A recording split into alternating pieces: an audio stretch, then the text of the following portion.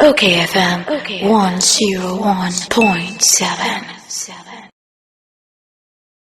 Yawura John Boadu a SIGA boss. Now or ye former general secretary of the new Patriotic Party. Now ye no entry enkomo. Mira John Boadu mi moache. Ejo so da mo ti sana pe. Ya wo ye pa na wo so Na ya do ya ye. wo ye pa. Na or the assembly about was help us to tell SIGA success to Ghanaians. Say yemwa muna SIGA ne success story no yen kan kire Ghana fo nyina. Na nyam bia obi kura bi o wa o ka SIGA na ehwe na so na ye de ba de no. Wo di free wa be kire mu say. Ayo me that me check for you. Ye ka SIGA na brofo a obroni kan acronym of OKFM company 101.7. aban ate eno na share the interest of aban sika or the share companies ye juma ma aban bi ye juma ye profit bi ewo ha omo ye regulators omo hwe ekwan be fa so juma ye di wo memu ha no ebedi mbra so edi juma ni yi na bi wo ho so kwa na omo so ye private businesses that bind in sika ashim nti SIGA no a state interest and governance authority I shesa ban juma so nyina yes say omo juma omo ye no ejuma no mandate dia mo na no na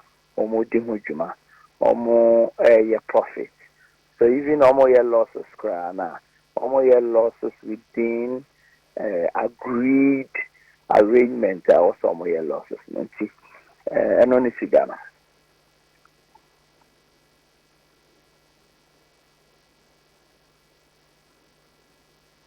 General, hello ye kam mo success story na. Any day. you I'm fan a better SIGA no na wo bibi e fe no diverse teacher implementation committee and state enterprise commission omo enso ya ban adwuma na omo hwehwe sa nyema na ye kan mi na bom na 2019 ye de ati SIGA and at 990 NET na obesha ansa na ye ati SIGA no na afibeso no obehwe no aban adwuma ya about 50 over the years. Okay, can you now boom 175.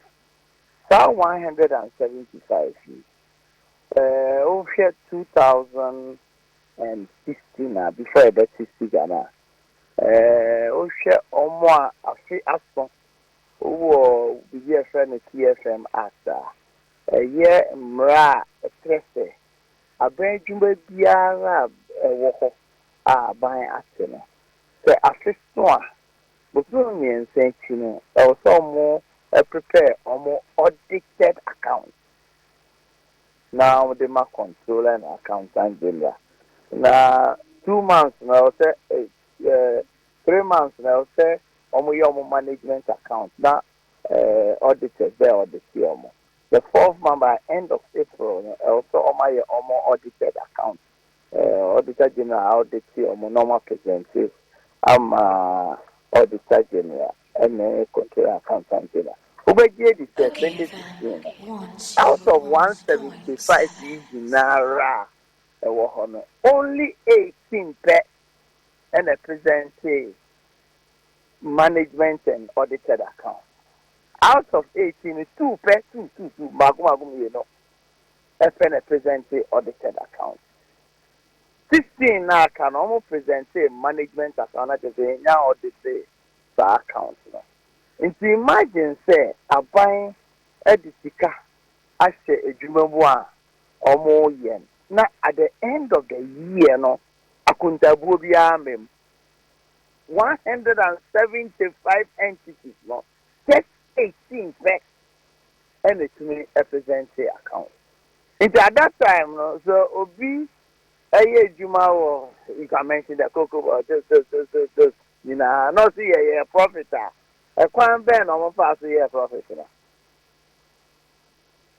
Do you want bed Juma, my center, fresh and a bicycle and a bicycle, they are a bed Juma. And yes, you got it all. As we speak now, almost total assets are a war bed Juma over 300 billion, 300 billion Ghana cedis. Wow. And assets are fresh assets are buying are contributed to the establishment of these 175 entities. And so I couldn't tell Boadu anyhow. And see, you see, SIGA 2019, so they made 2017. Now, so SIGA making 18. The move call 2017 a call 49. 2018 a call 77. 2019 I see SIGA and the move call 106 entities, and it represented both financial and audited accounts. 2021 32, 2022, and as we speak now, 2023, 147 entities that are presented or more financial and that is management and audited accounts. Out of that, even after 2021, not 95 of these entities, they're audited. You can't we are out in China, audit your money.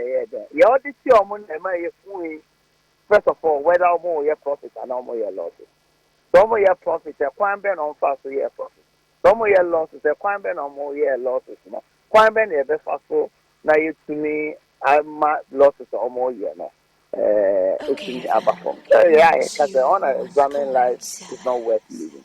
Then I'm saying a quick call public accounts committee. I decided not to say it can be a good account to me. Then okay, so no who are not inside on one of the idea. Sanka na yam present account na. Nka fa asem we no. The best 2029 na nipa kokra we. The Osha and Nemria, the public accounts committee. First na nka we have na 2020 year 2016 year and one some na yeka. Then no public accounts committee. A current account 2023 year mostly and a year on discussion. And no boama buying to me bu account ama Ghana for omunti and I buying over because your taxes na yaji and your day yes human. So never say no. Eddie, on our way. Yeah. Bibi to say before the establishment of SIGA no. Na yɛde obi akɔto aban adwuma no omu akonta wonya sika a wɔyɛ nsɛ deɛ ɔpɛ wɔanya sika a wɔte hɔ onni accountability biara ebu kyerɛ obi. No clear. Wow. No clear obi ambo akonta biara. Nti the whole money they do is no kind of size 2016 na so although yeah profit of then I bet kind those are down the word now 2011 for on your account Ɔmo kɔ na ase asɔre kora wɔ ho wo kae a. But now as far back as 2011 2012 no money audited accounts da. That na ase asɔre no on what basis na mo dey call that na ase asɔre? Not even about management account. Over the years. If you can do who I couldn't tell who say, I beg my and ye home for so, and I say ye home for so. The account of you a year, and then no, ye be a friend on national account. A buying book account car, a one a total aspect of buying a one in a total liability. Now, through control accountant general. Yet to make account treasure a bind a honor, physical winning and in a Japanese nanny. Almost the almost canny nanny. Go first and never separate. British SOEC, obi ambu ha konta nti we den hu pose aban bi kase MDA here ohoyi omo asset omo hoyi obi ai no obu ha konta nti ye bibi e friend no national account situation a control accountant general it's not say yetini aya so you see it's in go accountant you know as far back as 2020 na national account no na SOEs a omo ka ho a omo so akonta ko national account na 19 as we speak now 74 of them etumi aka ho national account for national account document na who affect these SOEs any liability because some of them those times no na omo ti bo besia na obi anim na wo ma account so na aban no abosa because yedin omo bo besia no on behalf of Ghana aban the ko akotia sa account and besia omo abodo do and then no answer na bo besia oh yes so na bo besia this first of all ministry o senate no o ko ka minister manepene so na minister no ne wo matro aba SIGA na ya financial analysis ya viability test ne ma tumi hu say this na akobo no through accounts no cash flow ne ma no wo betweti aka embedane aban eka and say am no objection letter and so our ministry of finance no mo so aye sa assessment as a be am akwa ma akobo be ya first nnan kan tisa bi yo no agbon be ya no kon be this as you know ye ne say won't mean about this because at the end of the day, your debt to GDP ratio no arises to over 100% now. It's because I am a foreign international. No, all those are buying public debt. No, you are buying central government debt. What Bobby there are SOEs almost about this year, and also are buying the TDR that you are buying. It's all the hard debt in now my debt no. But in addition to that, your assets they bring to they're not here taking into account that.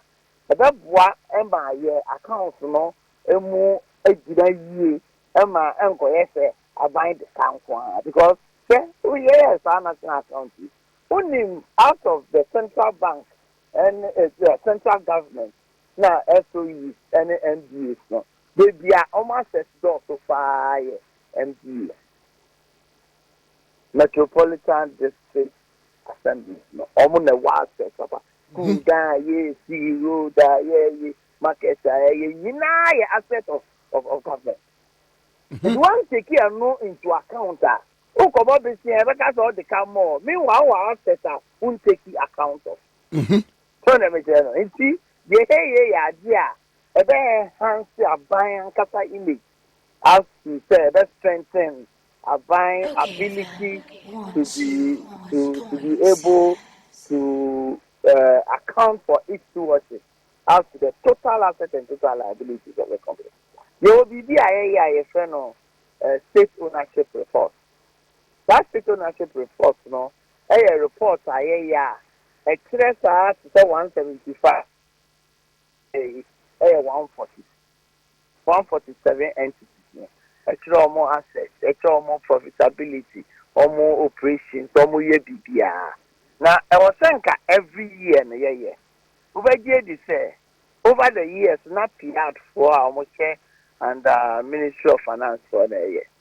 Maybe 2024, over the last time, year 2021. In the near man, 2020 and 2019, there's always a backlog. People and I'm saying no. Yes, because these are an important information. Maybe I don't forward the amount.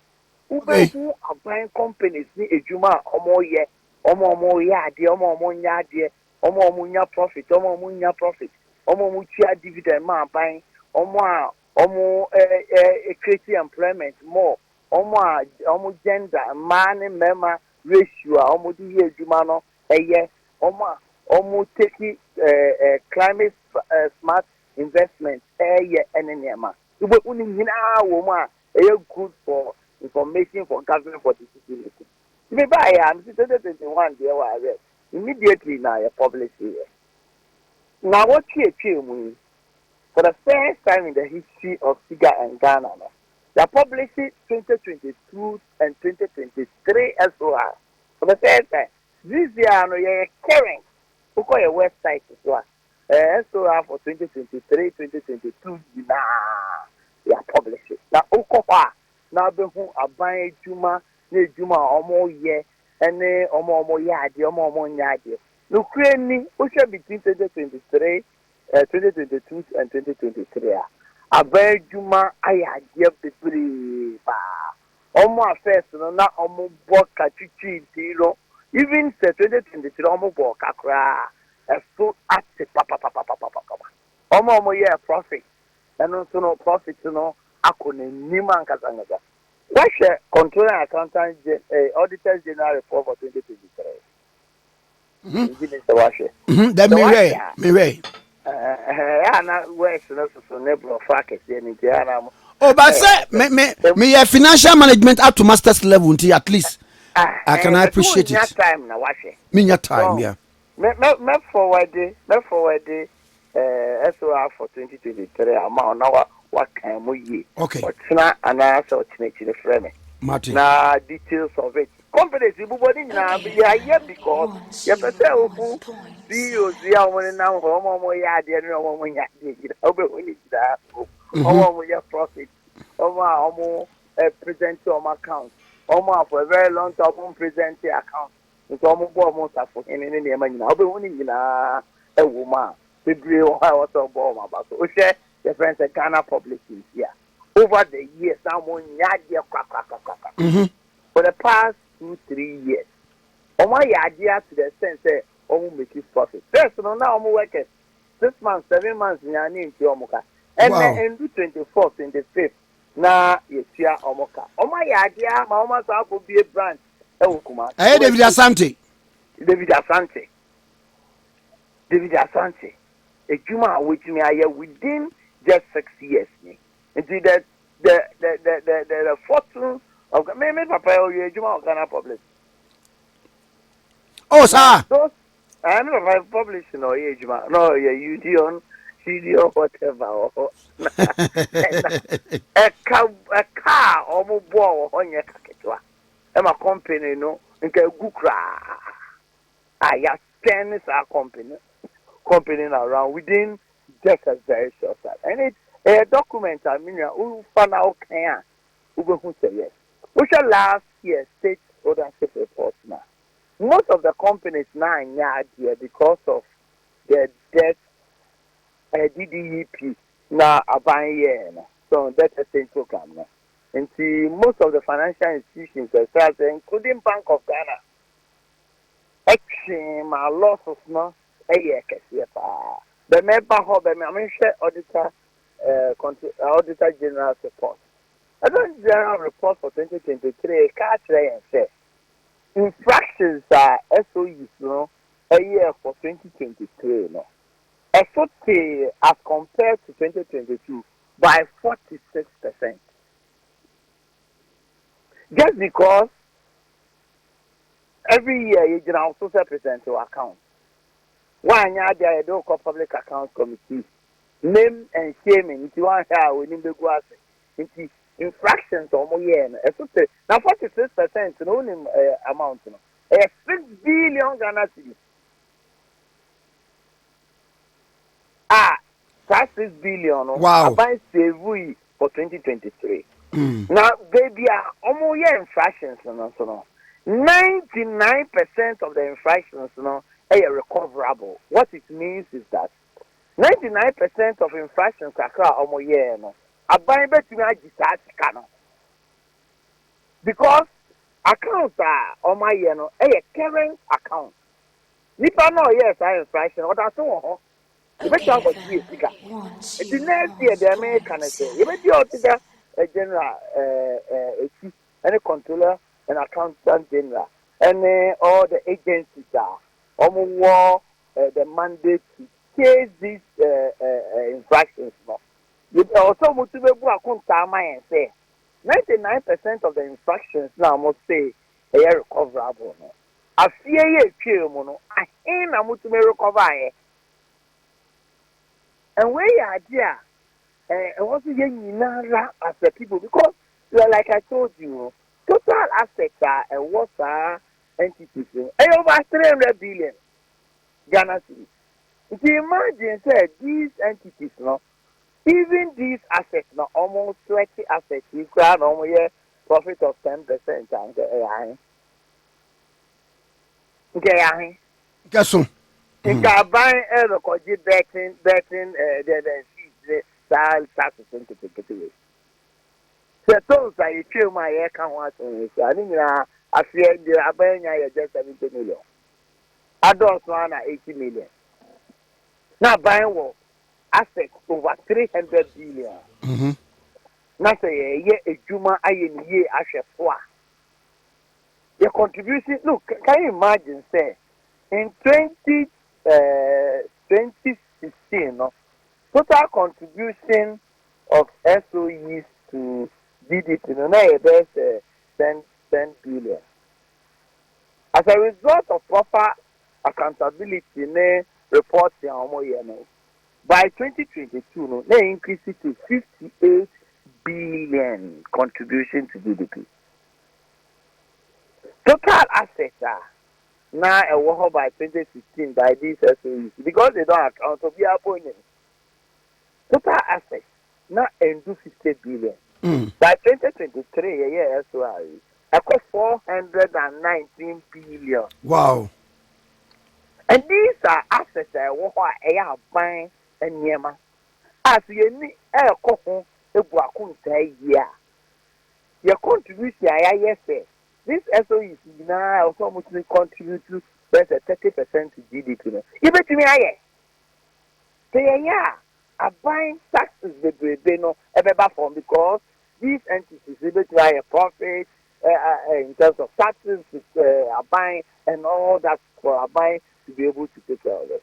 Yes, there are a few of the companies are almost assets, about 10 of them. Almost assets, 80% of the total assets of these entities. Is it to say Cocoa Board? Is it to say GNPC? Is it to say Bank of Ghana? Is it to say GNPC? Is it to say Mabo Bank of Ghana, Cocoa Board? Just a few of them, just 10% of them, no. Almost total assets here, that's 80%. Now, almost contribution also be 78%. If you only loss of situation asset here, what did they make an say?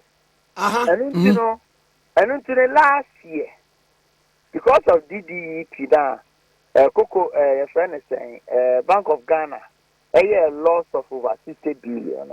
And my losses of SOEs now by form because someone can contribution, I was so far. But here, I dear back on. I dear back on, I say. We share 60 billion loss Bank of Ghana year now. Almost about 95% of them now, because of DDE.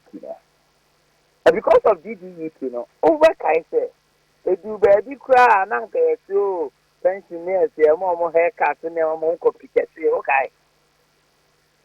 Copycat was bank Minister of Finance then now by decided say Obefasa Cano.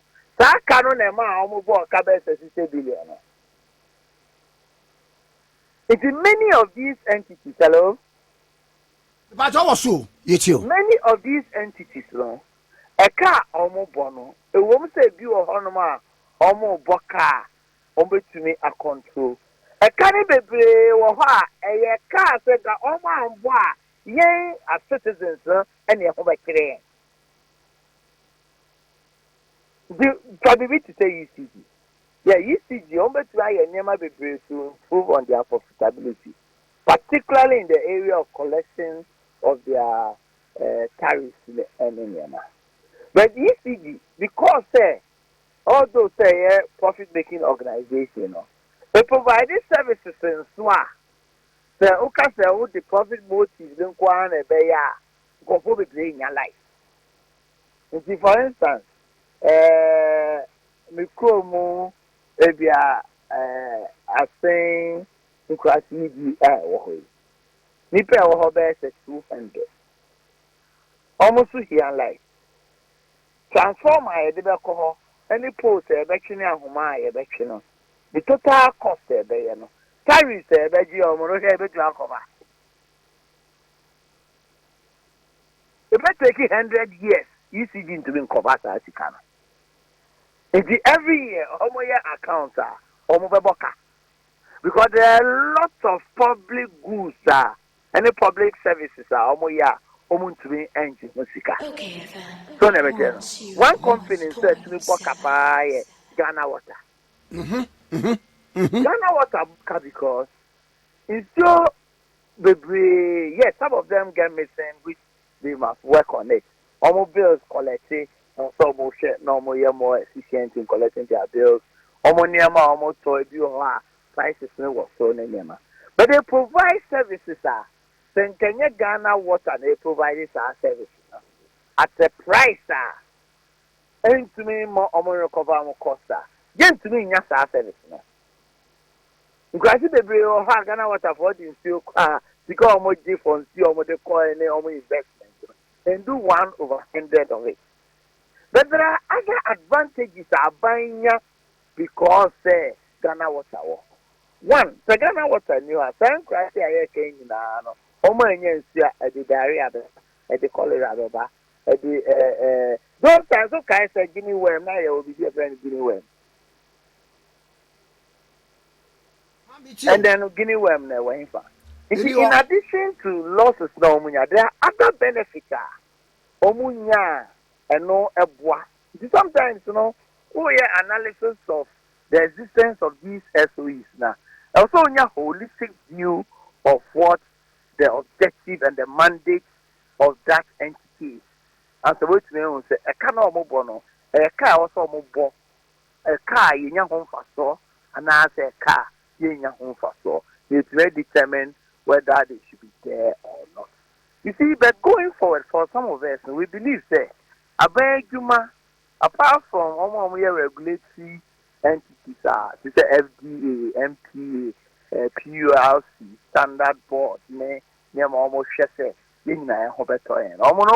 profit. There's no point on their profit. Some of them, if you're between normal and kind of profit, a kind of surplus. If you're between your surplus, because ABR, friend is saying, fees almost in a door, almost contributing to national development. So, but most of them will make losses. But yen the say, leaving losses now, I will say losses are within acceptable limits. Into every year, you almost sign what we call performance contracts. HSA. Then after all year, as you budget to saying, oh, near my person, what's all yen is saying, what's all yen say, there, the man yen say. Into Usher over the years, 2016, for instance, out of 175, I win just about 6 and a day and a sec for sign performance contract.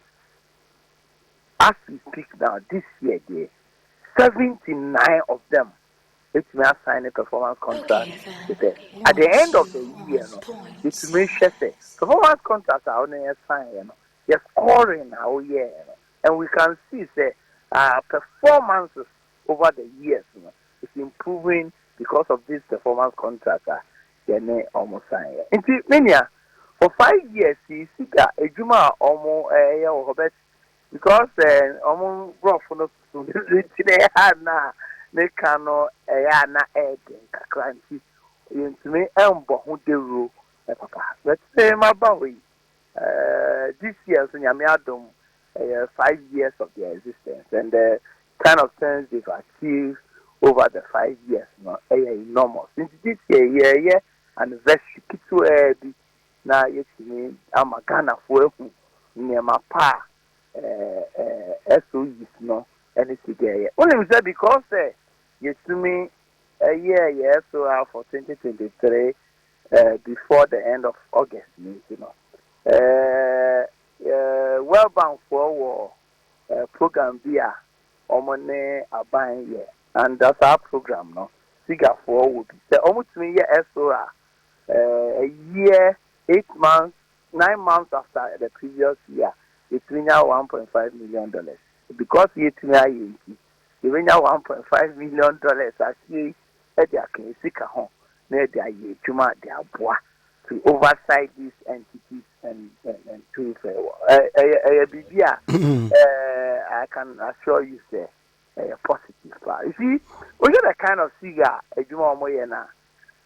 Organization as a Wafa, Price Waterhouse, Ernst and Young, Deloitte, then Sanyaman in our Cabo Maya one organization, purely professional entity. Okay. Yeah, a lot of expertise to do this analysis for us, to be able to monitor these entities. Yet to me, I can assure you, we are one of the flagship programs of Nana Adudankwa Akufo-Addo. Because without SIGA, all these entities are you whether you understand? And it is very positive, and I think that it is one good thing that has happened to this country. And I believe that we need to strengthen it. Look, we were just a month or two ago, many public enterprise minister across Singapore. Only say almost counterpart of SIGA no. Almost established 1971. Wow. 1971. They saw it very early. Say, almost putting it this way. I'm say one year. These entities will be implementing policy in the day and doing business in the evening. What it is. okayfm. Oh, bad. They also want Your no. point Year at this time. Year business at the association. So they straight away got all these entities registered under their company's code. The rules and regulations are private companies, they come in were associated with them. And Omabo Modern Omama Omunina Eco Stock Exchange. So a buying contribution to this SOS are now much as a woman and bro 40%. It's the private individuals now I invested SOE, The private individuals no the board of directors, management, Nenema Echo are buying in here with Juma Omoyiri. Can you believe that they have an asset base of over $900 billion? Singapore, almost do and do 3 million. Almost branches. Almost branch of Ghana, US, Korea, UK. Almost experts, financial analysts. What they do is divestment and investment. Investing in stocks and doing all those things. When them do kind of crime, it's what kind of me yes and say. Almost they don't have an option to fail because someone does so many resources. They cannot fail. Yet they're able to fail because you're near my city. Can you believe this? No. Can you? It's an insult, and we are capable of doing 100 times of what they are doing. But because we've not been deliberate in doing those things, we've not been deliberate in doing those things. There are a lot of our entities. Company B to say MIF, Minerals Investment Fund, I see. Yeah, MIF. Within just 4 or 5 years, profits are almost you have no idea at all. Profits are almost within just 4 or 5 years. All these profits will have gone to the trade. It's not because are buying acting a new Yes, there are some SOEs they've outlived their usefulness. So never say. So there are some of them. I will say cabinet session. For instance, as we speak now, you to me they are called a cabinet. Company to say graphic corporation. TDC, they've been doing very, very well within this very short time. They've been doing extremely well. TDC, graphic corporation, new time. Never say I did to stock exchange. Now, this is our way. Who's a GP, friend is a graphic. Also, open say, we are part owner. What got to shares, maybe? What boy I determine management, any directors, and no, because of social media, and you'll be in term metal graphic. And I pay me sorry, me share me social media. So, my front page is in a hunting. You'll be a metal graphic. The crime a graphic, every position on home said that they will be relevant in the new terms and the new ways of doing things. And so, almost asset almost down can see any branches that are almost a hunyana. First, me kana me auntie kuno, a transfer manager or graphic. So me go school or for sure, Kumasi and I me call Boasia. And of to better 3 a.m. because graphic no yabefa if you have a drive and go Kumasi. And of no na omo mo ba be fa akotike. And then me sadi we yansa be na wo.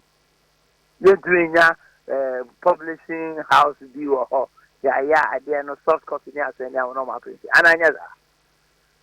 Nti transfer be head ecosystem. So these are the modern and new ways of doing things to ensure say these entities are forming. Sometimes I form I may come to for instance.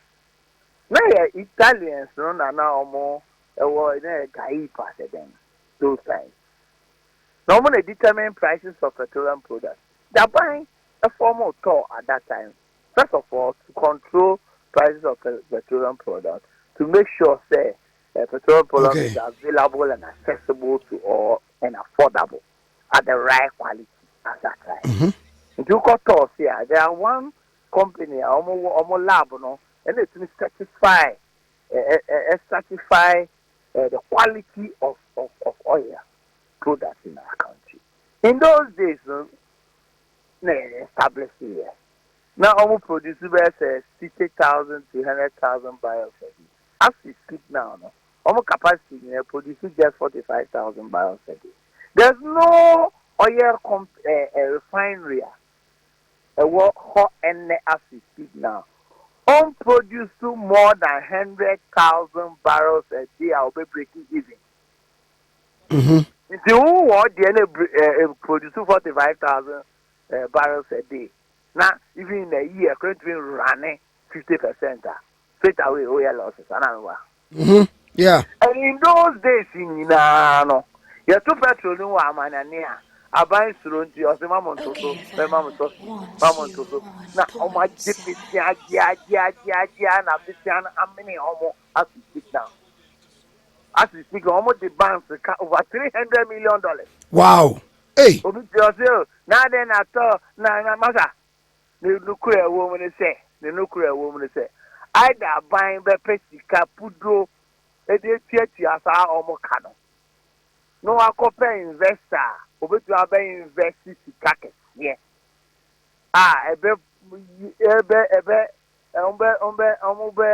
Nya machine, the bet will produce over 120 to 150,000 barrels a day and for my profit. That is the reality. And the workers association, they make every month, operation expenses. That is almost salary, electricity, almost 8 million a month. I think almost 3 million a month. They do 2 million sometimes. Wow. If a bank must take a decision, the decision is that is it still relevant to have store in the scheme of things? Well, those times, near any regulated market, near deregulated market, There's deregulation. Is it possible, say, without store, you bet to me your prices are at the stable prices and available at all times? If that is so, do we still need store? If we don't need store, a bank should take a decision. A bank should take a decision. They've tried several ways in there. Oh, Ayana, because young to me, young first of all, young can cry my young dino cry my Okay. yeah, the politics akata ye nyama nyina so. Nti eba we ti na me NDC me NPP nti we ye mresi me anka na ye wo ho ne ye se wo ho na mo nya hwe me nti the NDC for me to abe ye ba ne ye discussion on say that no na former president Mills Mama. Jojo Mama, get the manifesto. Also, first now, yes, so you see, no, yeah, your honey break even your profit. Accounts ben, I who's your profit. Accounts ben, on term one company. Because in the whole of 2016, only 2 out of 175 of the SOEs, and a year audited account. Two, back. The more they break even. The more they and these are public records.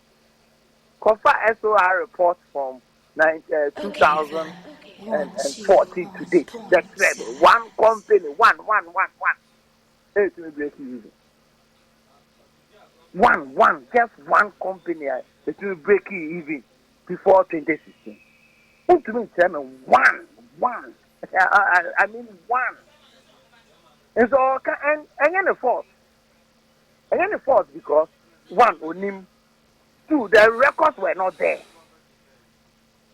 Because they were not adhering to any practice whatsoever. The records were not there. As at 2016. And I'm making, this is the only time your state ownership report, Yaya Karen, this is the only time this year, this way issue. So, you see, you say, our politics, lack of knowledge and integrity, anyhow. Otherwise, entities able to a profit, abwa. Now, I lessen the burden of the Ghanaian people. Abba from no, yeah. Now, I created job, someone call for no more. That's all. That's all. Okay. Even as we speak now, America crowd, crowd. Who shed dividend payments to government, and I'm very brutal and frank about it. Dividend payments to government, And certainly, can you believe that minority interests are buying war or joint ventures, particularly in the mining sectors? Almost a dividend are almost buying, and not so crashing the 53 SOEs are war. Wow. Minority interest contribution. 139.6 million Ghana cedis dividend to government. Okay. The SO is all those of them are making profit. Dividend over here is 6.2 million. 3.19%. 3.19%. It will be some, and this SO is who put it together. Assets are almost hold among themselves. So they make a show. Over 300 billion assets. These are discussions we don't have. Okay. Where your best you, best account to go in. So I don't hear best you. Yeah, Tati, we are yes, we are best you. Some also want to movies are question there. Movies are Yeah, bad day. Well, you can't be a better. I said those times, Mikai, before the year 2000, near what club 100 companies, okay? I. No, club 100 Club companies. 100, yeah. If you are not club 100 companies, a company like Cashflow, okay? Hey, Cash Pro. Okay, a company like Cashflow. If you are not with the first and a second. Cash Pro. Yeah. Me say, they be not with the first and a second. Within 2 years, as a club 100 in common baby. 100 in common baby. Bisa who say the determination of the first 100, if it was based on proper analysis of their existence, preparation of proper accounts, audited accounts over a period of time, then almost fortune to Mrs. Sam within a very short time. It's not based on anything. It's not based on CEO, not me, any government didn't governor, you're man of public. Aye. And I don't know. Yeah, the abo. Debbie. And many of them, they don't pay dividends to anybody. So, the BDF no public enterprise league table pelt. This year, the war between 11 to 13. You know, you're running up. And maybe running up about. No matter say this year, the only other 13th, you know, Rock City. Okay, and yeah, this month, Anna. This month, yeah. Okay. Yeah, Pelt Award. Okay. Yeah, 2. Your backlog 2022, the other 2023. Yeah, means oh my, yeah, 2022, dear. 2022, dear, I am ready. 2023, dear, I am ready. Now, yeah, Pelt Award, no. And no, now, companies are more, yeah, a Juma, Boamo, my, Tumpo. Yeah, the award bar. Standard, I'll be used to be an old for. Okay. Because you're dependent on all the an audited account. Proper auditors are audited accounts in a sustainable manner over years. You bet much so companies are almost to me pay dividend continuously.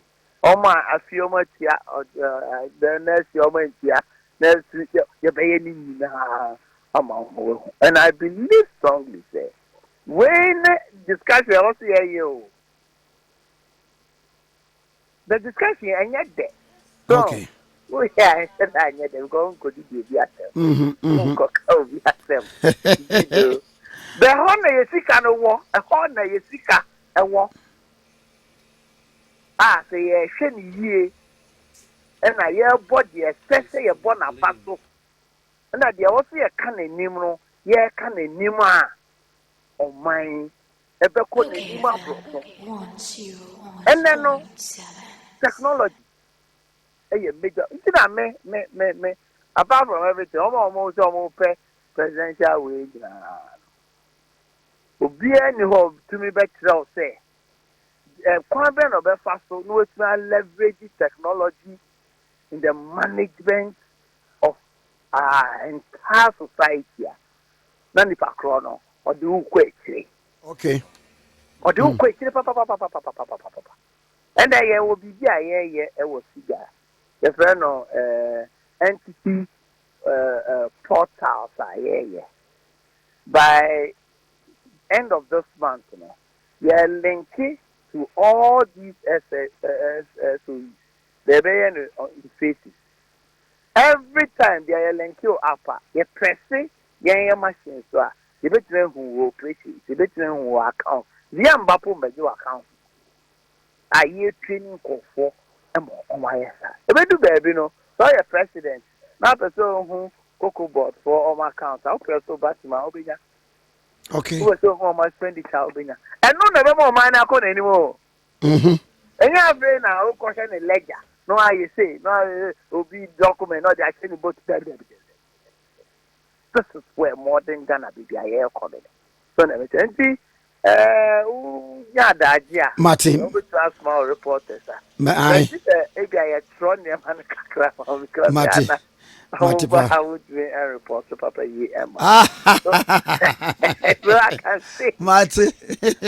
Oh, Brafu, baby, I can't. When you're American, now. The headline out when they say, media for some boy and I project SIGA. Maybe SIGA, I project. One project or more my papa. You do a SIGA a share. Almost profit, almost prepare account, almost use corporate governance, good corporate governance to run their entity. Not almost yard and also young fast spotlight and so on. Never almost the same. No, now be any SIGA now. Mati. Then I met us on pay. Mati, Yevekasa. But I say, over John Boadu, a SIGA, Penimpa, former General Secretary of the new Patriotic Party, and the other and common. OKFM 101.7.